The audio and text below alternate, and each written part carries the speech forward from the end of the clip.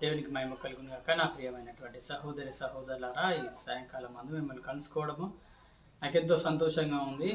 ఈరోజు ప్రవచన వాక్యము మనము మొదటి సమూయేలు గ్రంథము 17వ అధ్యాయం నుంచి వెళ్ళి మనం కొన్ని వచనాలు చూసుకున్నాము. దేవుడు మనతో మాట్లాడేటువంటి మాట, ప్రతి మాట. ఇక్కడ దావీదుకును గొలియాతుకు ఒక యుద్ధం జరుగుతుంది. దేవునికి మహిమ కలుగును గాక. చూడండి, దావీదు గొలియాతును హతమార్చడానికి లేకపోతే చంపడానికి ఆయన ప్రణాళికలు వేస్తున్నాడు.